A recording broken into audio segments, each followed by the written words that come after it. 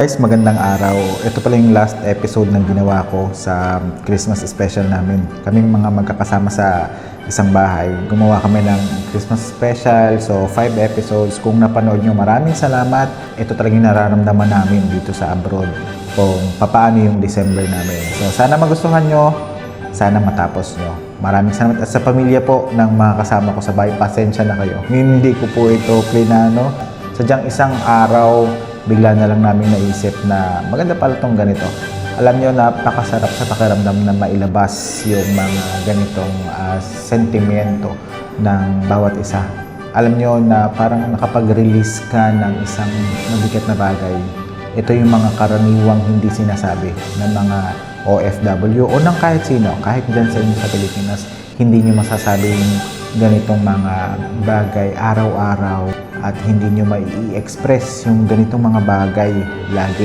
So, sana patawarin nyo na kami. Salamat. Salamat.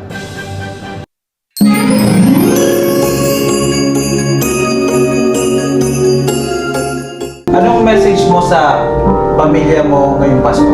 Sa nanay at tatay mo muna. Sa nanay ko, Nay, alam mo naman kung gaano kita kamahal.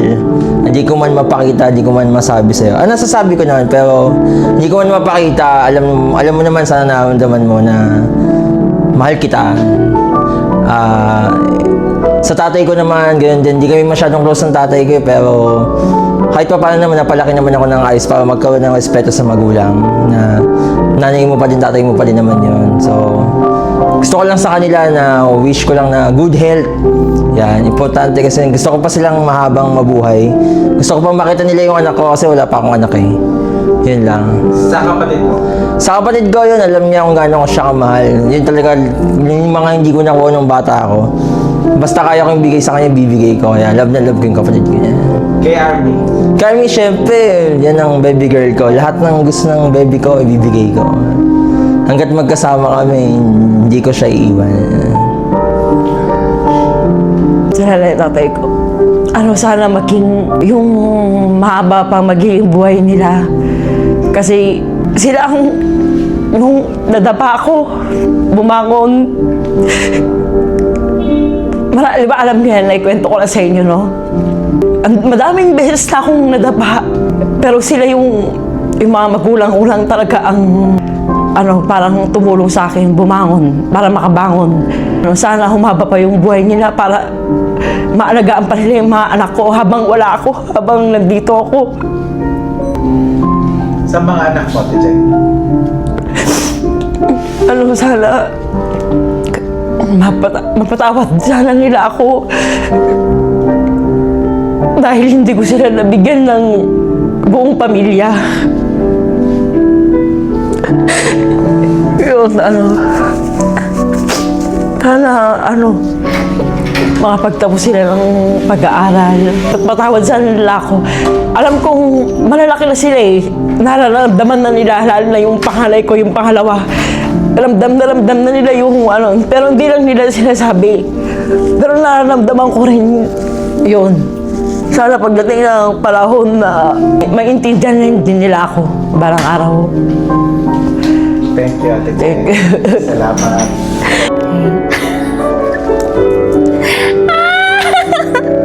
Bakit niyo ako pinapahiya?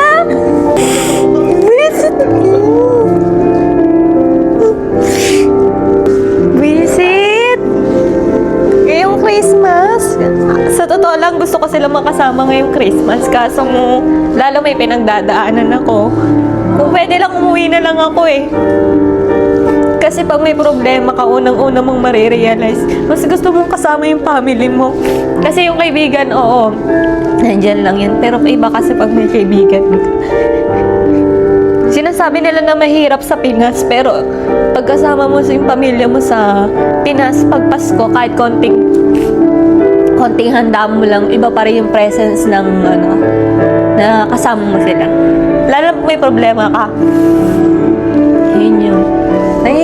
Mahirap malayo sa pamilya. Ilang years ko nang hindi nakasama yung anak ko. Lumaki na lang siya ng ganun, pero hindi ko nasubaybayan. Di ba? Parang gusto mong bumawi ngayon, pero paano paano ka babawi? Kailangan mong magtrabaho, di ba? Yun lang. Napakaraming Pasko na hindi tayo naging magkakasama sa mga kapatid ko, sa nanay ko, sa sarili kong pamilya. Ilang Pasko pa lang naman, pero hindi ko gusto na tuwing Pasko hindi tayo magkakasama. Alam nyo kung bakit ako wala dyan. Sana maging bookmark to kung libro man yung buhay natin. Itong video na to, sana paglaki ng mga anak ko, alam nyo yung dahilan kung bakit wala si Papa.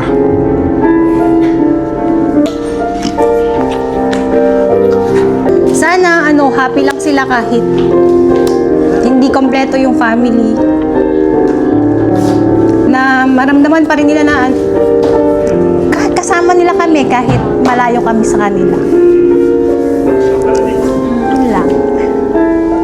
Maligayang Pasko dyan. Kahit wala ako. Miss namin kayo. Yan, sana huwag niyong pababayaan yung sarili niyo dyan. Huwag matigas ang ulo. Huwag pinapabayaan yung pag-aaral ng mga bata. Yun. Ikain niyo na lang ako ngayong Pasko. Fake. Lagi ko sinasabi sa kanila yun. Kasi yung 2025, sobra yung struggle sa amin. As in, sunod-sunod. Yung nag-struggle na ako dito financially, mas lalo silang nag-struggle doon. Pero kagaya nung parati kong sinasabi sa kanila, tiyaga lang, tiis lang, at saka laging maging thankful kasi despite dun sa nag-i-struggle kami, alam mo yung araw-araw pa rin kami nakaka-survive. So, yung message ko sa kanila is bear with me kasi pipilitin kong bumawi, lalo na sa mami ko kasi bilang nanay, hanggang sa mga anak ko, yung kumbaga ako nagsasakripisyo dito, yung mami ko nagsasakripisyo para sa akin, para sa mga anak ko. So, yun. Ayoko na. Thank you, Ate Roy. Ayoko na. Anong message mo sa pamilya mo ngayong Pasko? Hello! Kung nanonood kayo, sana okay lang kayo dyan. Okay naman ako dito. Masaya na malungkot, pero kinakaya. Laban lang para sa pangarap. Sana maging okay ang lahat. Yun lang. Miss ko kayo. See you soon. Adios. Message ko, aywan ko, parang hindi, ang dami kong gusto sa mga anak ko, na sana hindi nila ako kalimutan. Siyempre ganyan, insecurity yan ng mga parents. Tapos sa nanay ko na more years to stay sa earth, sa Mother Earth. Pati sa brother ko na sana maging okay na rin siya, kami at nanay ko. Pero okay naman talaga kami, maging okay pa talaga. Ganun. Thank you, Ate Jane. Naiyak. Kay daddy, tas kay mami, ang mensahe ko ay maraming salamat kasi kahit na ganito na ako katanda, magta 30 years old na ako, pero yung daddy ko palaging pa rin akong tinatawag na baby ko. Alam kong yung pagmamahal nila sa akin sobra. Yung mga kapatid ko, maraming salamat din. Tapos, hindi ko man palagi sinasabi, pero mahal na mahal ko sila. Ilalaban ko sila hanggang sa dulo. Kasi,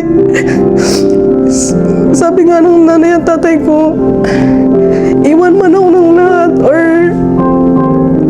sila pa rin yung magiging kakampi ko. hanggang sa dulo din. Sa mga kapatid, ano lang, mag-aral lang sila palagi. Mag-aral lang sila magtapos. Para kay mami naman yun, hindi mo yun para sa akin. Yun lang. Sa lola ko, ano lang, dapat good health lang lagi. Huwag lang magkakasakit. Thank you, Kuya Eli.